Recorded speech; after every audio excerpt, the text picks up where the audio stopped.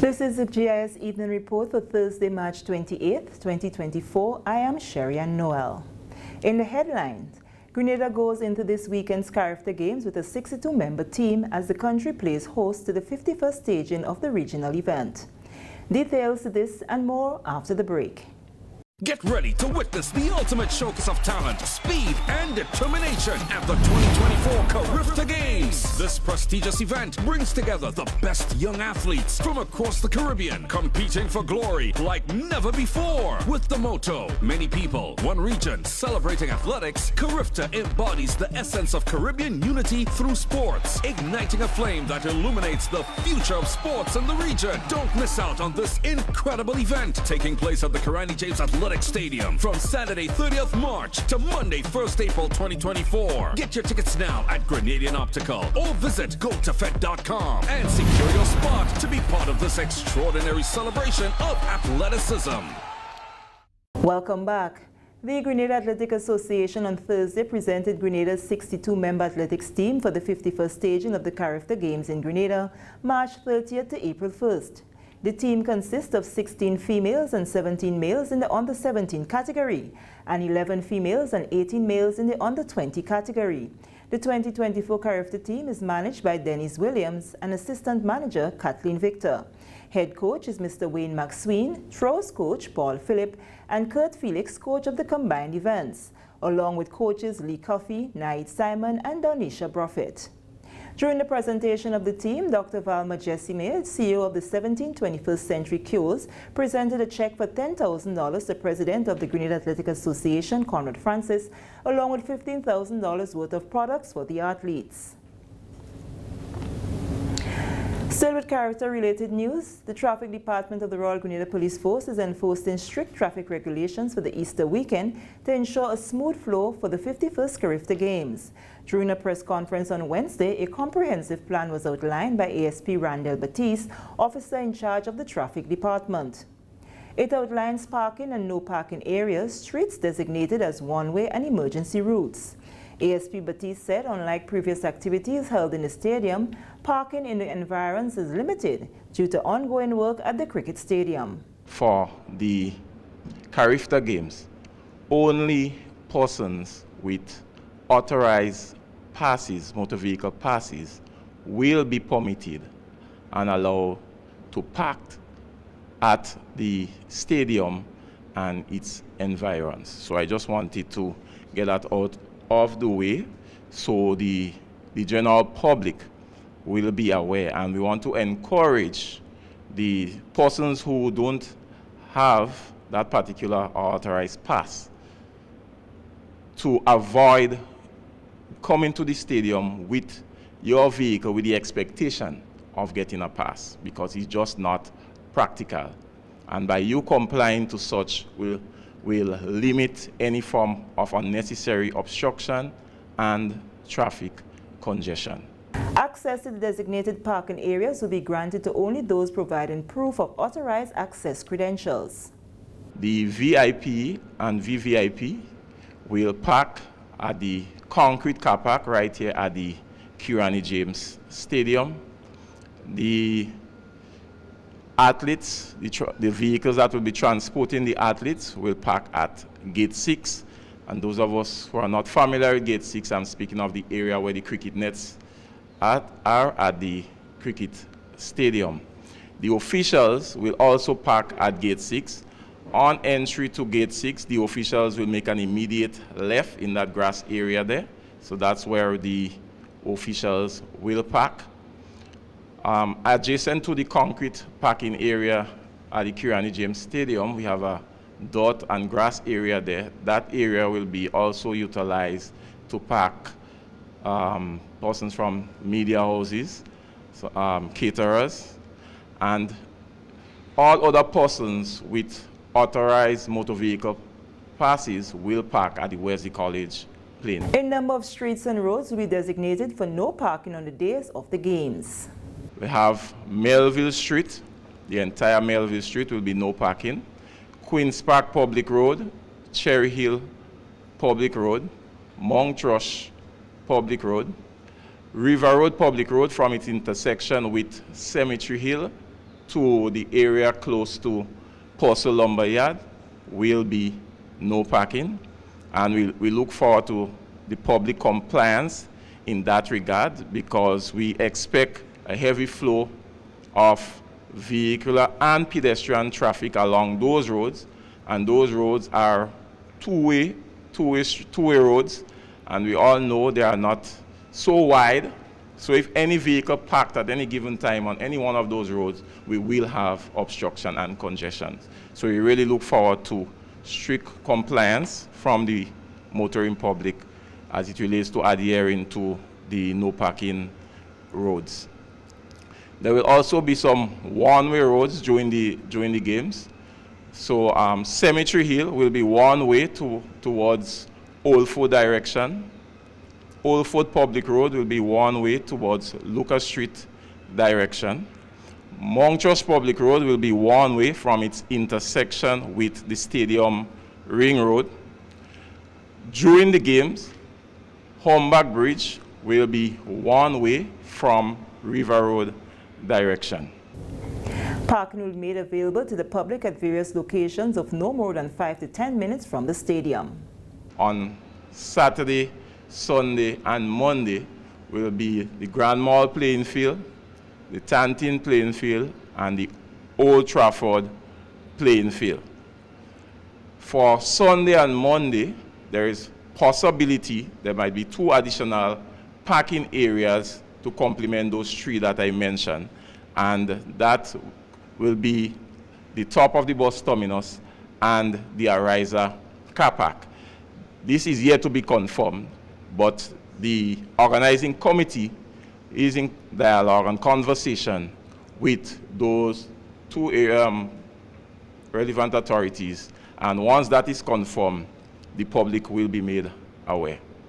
The emergency route is Cemetery Hill down to Church Street onto the Granitang Road onto the General Hospital. The RGPF wrecker and the clamp team will be deployed on the days to ensure strict compliance from motorists. This is the GIS Evening Report. We'll be back after this break. The Ministry of Agriculture and Lands, Forestry and Marine Resources announces the unfortunate decision to postpone the national consultation for the 2023 revised National Poultry Policy and Action Program, originally slated for April 3, 2024. The event will be rescheduled to a later date, which will be announced in due course. This decision was necessary to accommodate conflicting schedules with other previously arranged events. The ministry urges you to remain attentive for the announcement of the new date regarding the hosting of the national consultation. The U.S. Embassy has extended the in-person interview waiver period to 48 months after expiration of a previous visa. Prior to COVID-19, the embassy announced that only applicants whose non-immigrant visa expired within 24 months were eligible for an interview waiver.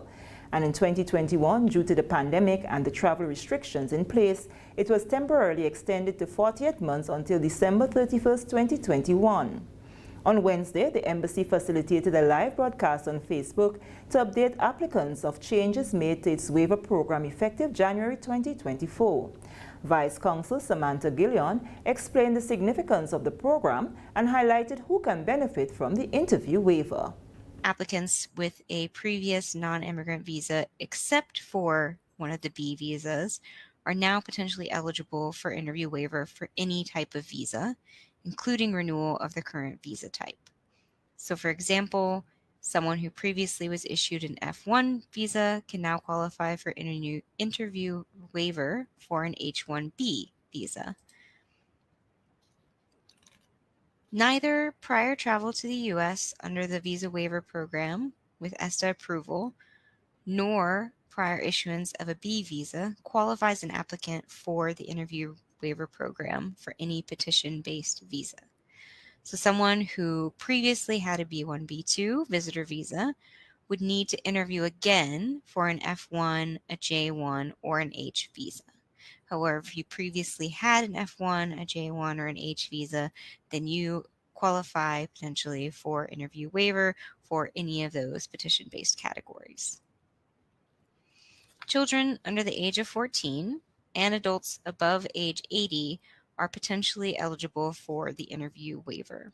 I would encourage everyone to pay close attention to the questions on the visa application, because the way that you answer those questions will determine if the system tells you that you're eligible for a waiver or that you have to come in for an interview. So please answer the questions truthfully, make sure that you're filling out that application correctly to the best of your knowledge, and if you are eligible for the waiver program, it will let you know. She outlined the list of applicants who do not qualify for the waiver. Applicants previously refused a visa unless the refusal was overcome or a waiver of ineligibility was obtained. So if your last visa was denied, then you are not eligible for interview waiver, even if you have previously had a visa.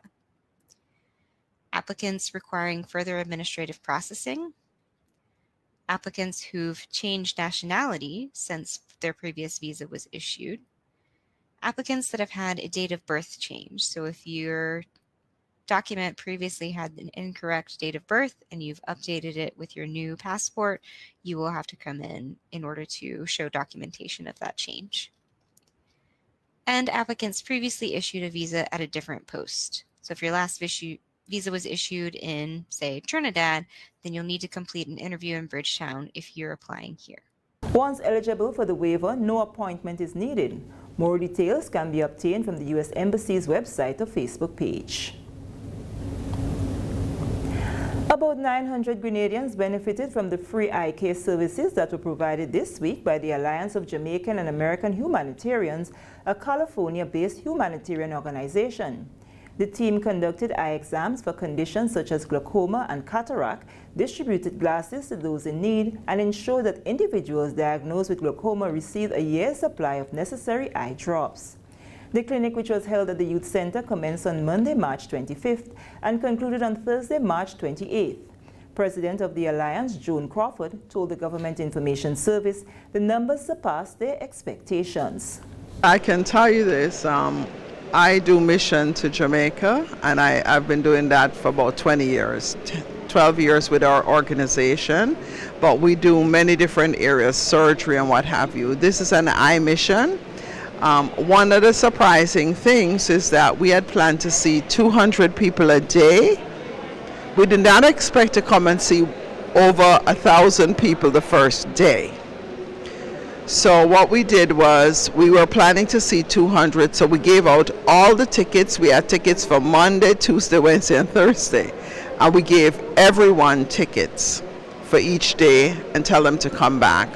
The first day, we saw about 260 people. That was Monday. Once we got really organized, on Tuesday, we saw about 300 people. Yesterday, we saw over 350 people.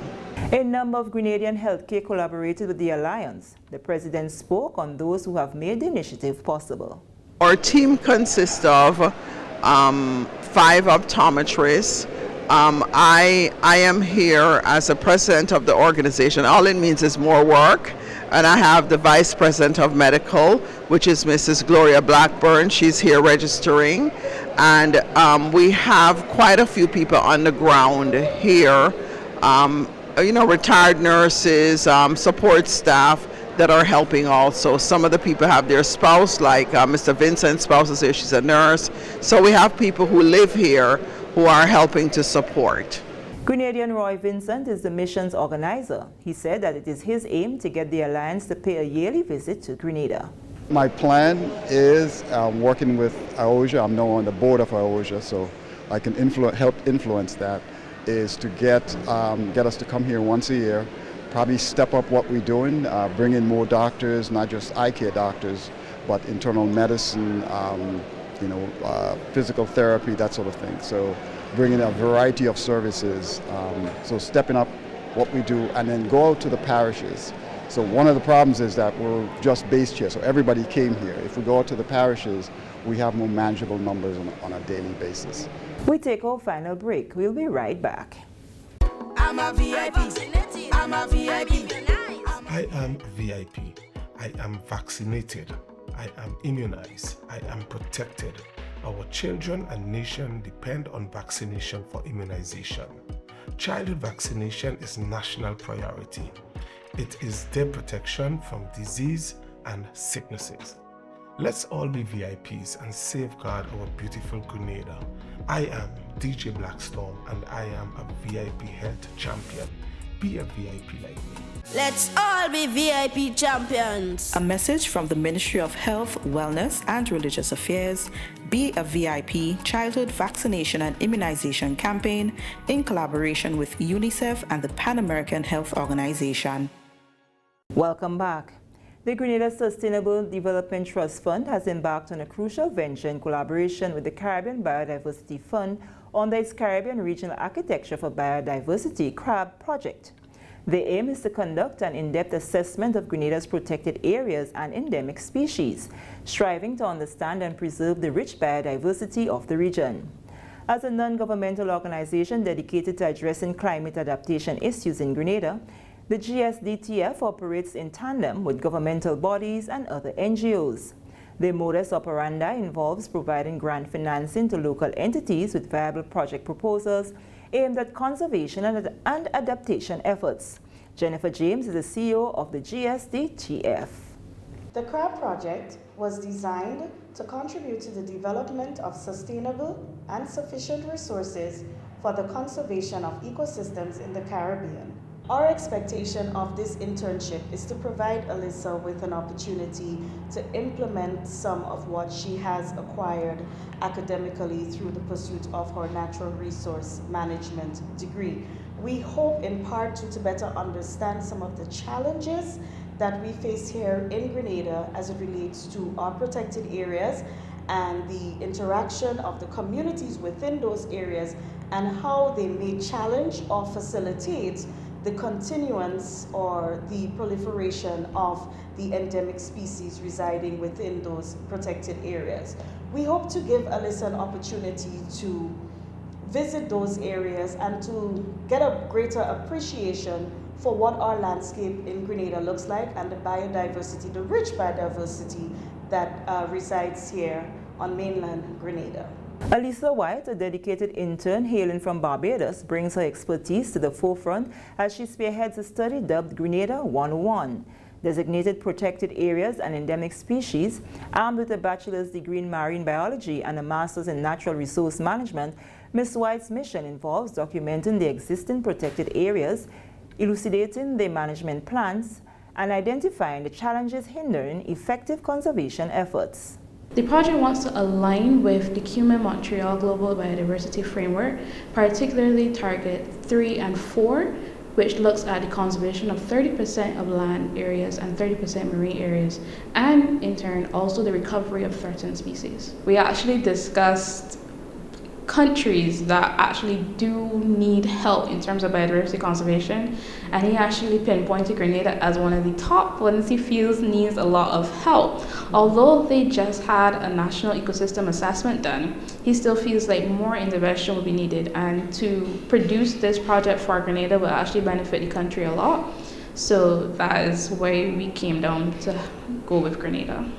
The culmination of this project will see the production of a comprehensive magazine encapsulating the findings and insights garnered throughout the study, expected to be completed by April 2024. This publication will serve as a beacon of knowledge, shedding light on the intricate web of Grenada's biodiversity and the imperative need for its preservation. I wanted to be able to get those key points and translate that into the magazine and then make it a bit more appealing so that not only the Conservation Trust Fund could read it and say, these are areas we need to look at, but then for regular Grenadians to say, oh, so this is the situation with these designated protected areas, these are the challenges we're facing, what can I do to help or be more aware of the situation? And finally, a check valued at $3,000 was presented to Mike Adams, community member of the Dumfries 6 Roads by Cultural Officer Anderson Matheson on behalf of the Ministry of Carriacou and Petite Martinique Affairs towards the staging of the Village 2024 Maroon. The donation was made to encourage the community to keep traditions, community spirit and togetherness alive. Matheson said Minister for Carriacou and Petite Martinique Affairs and Local Government, Honorable Tevin Andrews, is firm in his support for the sustainability of the island's rich cultural heritage. We're making this donation contribution to the Dumfries 6-Wood Maroon. Yeah, as a member of the committee, we hope that it goes a long way in ensuring that as one of the villages who keeps up the tradition, Village Maroon can continue to grow from strength to strength. So on behalf of the Minister, thank you for keeping the culture alive and making this presentation to you. Accepting the check on behalf of the community, Mr. Adams expressed his appreciation to the ministry and called on others to also give support. Thank you very much also for the contribution that you just gave to the Maroon. It'll help a long way. A couple of pigs. So, thank you. Thank you.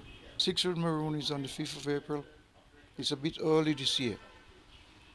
But please come. We need the help. And we need some more contribution. So please, donate and bring your hand. And with that, we come to the end of the GIS Evening Report for Thursday, March 28, 2024. I am Sherry Ann Noel.